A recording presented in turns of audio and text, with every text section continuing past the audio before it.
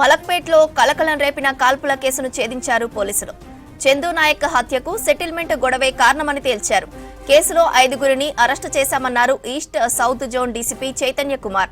చందు నాయక్, రాజేష్ కలిసి స్థిరాస్తి కొన్నారని, సెటిల్మెంట్ తో వచ్చిన డబ్బులు ఇవ్వలేదనే కోపంతోనే చందు నాయక్ ను హత్యకు రాజేష్ ప్లాన్ చేశాడన్నారు పోలీసులు. ఏపీకి చెందిన కొంతమంది పాత నేరగాలతో మర్డర్ కు ఒప్పందం చేసుకున్నారన్నారు. పక్కాగా ప్లాన్ చేసి చందు నాయక్ ను చంపారన్నారు డీసీపీ. 2022లో ఒక మర్డర్ కేసులో అక్యూజ్డ్ ఈ మృతుడు కూడా. ఇది ఎల్బీ నగర్ పోలీస్ స్టేషన్లో క్రైమ్ నెంబర్ 676/2022లో ఒక man missing subsequently converted to murder case. ఇందులో A2గా అక్యూజ్డ్గా ఉన్నాడు. అయితే ఇవన్నీ బ్యాక్డ్రాప్లో ఇవన్నీ బ్యాక్గ్రౌండ్ ఉన్నప్పుడు వీళ్ళ మధ్యలో కొంత డిఫరెన్సెస్ డెవలప్ అవడము, తనకు ఒక లాంటి ఈ పార్టీ యాక్టివిటీస్లో పాల్గొనకుండా తన సపోర్టర్స్లో ఒక చెడ్డ పేరు తీసుకురావడంతో పగ పెంచుకున్నాడు ఈ రాజన్న ఎలియాస్ రాజేష్ అనే వ్యక్తి.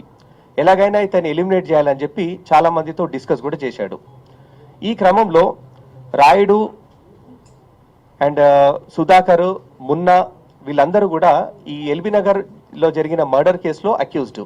వీళ్ళందరి వద్దల ఈ విషయాన్ని ప్రస్తావించగా ఈ విషయాన్ని పార్టీ పెద్దలైన కొంతమంది లీడర్స్ వద్దకు వెళ్ళి చెప్పడం జరిగింది. ఆ క్రమంలో ఈ వీళ్ళిద్దరిని బోత్ ద పార్టీస్ని పిలిపించి పార్టీ లీడర్స్ వీళ్ళిద్దరి మధ్య సయోధ్య కుదిర్చడానికి ప్రయత్నం కూడా చేశారు. అప్పటికి విషయం సద్దుమణిగిన మనసులో పెంచుకున్న ఈ పగ అనేది అలా రగులుతూ ఉంది ఈ వ్యక్తికి. అయితే అదను చూసి ఎలాగైనా ఇతన్ని అంతమొందించాలని చెప్పి గతంలో కూడా ప్రయత్నం చేశాడు. తనకు తెలిసిన కొంతమంది కాంటాక్ట్ ఉన్న వాళ్ళు ఆంధ్రప్రదేశ్ ఉన్న వ్యక్తులను వాళ్ళని సంప్రదించి ఇతన్ని ఎలిమినేట్ చేయాలని చెప్పి రాజన్న గతంలో కొంత డబ్బు కూడా చెల్లించడం జరిగింది. కానీ ఇది ప్లాన్ అనేది ఎగ్జిక్యూట్ కాలేదు. అయితే ఈసారి ఎలాగైనా ఇతన్ని అంతమొందించాలని గత 1.5 month నుంచి చాలా తీవ్రంగా ప్రయత్నం చేస్తూ తనకు ఉన్న పరిచయాల మేరకు ఏడుకొండలు మరియు శ్రీను వీళ్ళందరితో కలిసి ఇలా దీన్ని ఎగ్జిక్యూట్ చేయాలని చెప్పి వాళ్ళను ప్లాన్ ఎక్స్ప్రెస్ చేశారు. తర్వాత వాళ్ళకున్న కొద్దిగా పరిచయాల మేరకు ఆంధ్రప్రదేశ్లో ఉన్న కొంతమంది నేరస్తులు వీళ్ళకు పరిచయం అయ్యాయి.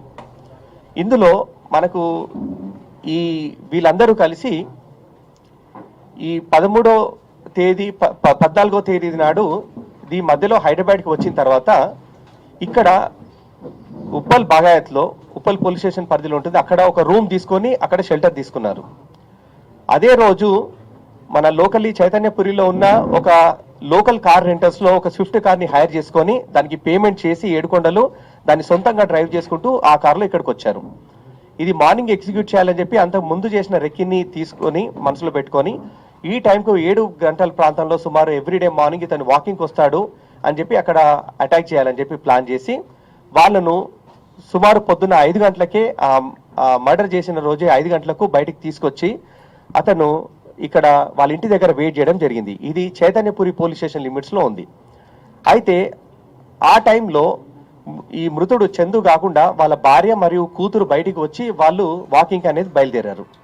అక్కడ లేరనుకొని కొంచెం అక్కడ కమోషన్ వచ్చి వాళ్ళు అక్కడ నుంచి కదిలి ఇతను లేడు కాబోలు అని చెప్పి పక్కకు జరగడం జరిగింది. కానీ వెంటనే కాసేపట్లో ఈ మృతుడు చందు బయటికి వచ్చి తన వెహికల్ తీసుకొని వచ్చి 2-వీలర్ పైన భార్యను కూతుర్ని వెంట పెట్టుకొని శాలివాహన నగర్ పార్క్ మలక్పేట్ PS లిమిట్స్కు వచ్చారు. సో ఆ లోపల రౌండ్స్ వేసిన తర్వాత ఇతను ఉన్నాడని నిర్ధారించుకున్న తర్వాత ఈ దొంతి రాజేషు, కుంభై ఏడుకొండలు, శ్రీను, అర్జున్ జ్ఞానప్రకాష్, రాంబాబు మరియు కందుకూరి ప్రకాష్ ఈ 6గురు ఈ యొక్క కార్లో వచ్చేసి అతని కోసం వెయిట్ చేస్తున్నారు. అయితే వీరితో పాటు కారం ప్యాకెట్ని తీసుకొచ్చి అతన్ని న్యూట్రలైజ్ చేసి తర్వాత ఒకవేళ వెపన్ ఏమైనా ఫైరింగ్ జరపకపోతే ఏదైనా లాస్ట్ మినిట్ అవసరం వస్తే వాళ్ళని చంపాలన్న ఉద్దేశంతో ఈ కొబ్బరికాయలను కొట్టే కత్తిని కూడా సమకూర్చుకున్నారు. అది ఇంకా ప్రస్తుతం రికవరీ కాలేదు. అయితే వెంటనే తను బయటకు రావడం చూసి ఇతని పైన ఫైరింగ్ చేశారు. మెయిన్లీ ఫైరింగ్ చేసింది అర్జున్ జ్ఞానప్రకాష్ అనే వ్యక్తి మరియు శ్రీను ఈ యొక్క చనిపోయిన వ్యక్తి పైన ఫైర్ చేశారు. ఇందులో 2 వెపన్స్ వాడారు. ఒకటి పిస్టల్, అందులో దాదాపు 5 రౌండ్స్ ఉన్నాయి, మరొకటి రివాల్వర్, అందులో 6 రౌండ్స్ ఉన్నాయి. ఈ బండిని నడిపింది ఏడుకొండలు అనే వ్యక్తి. దీనికి పేమెంట్ చేసి మరి అతను తీసుకొచ్చాడు ఈ వెహికల్ని. మనకు కొన్ని ఈ రెంటల్ కార్లో డ్రైవర్ లేకుండా వాళ్ళు కార్ మనకు రెంట్కి ఇచ్చేస్తారు మనం పేమెంట్ చేస్తే. అలాంటి సమకూర్చే సంస్థ నుంచి ఈ వెహికల్ తీసుకోవడం జరిగింది.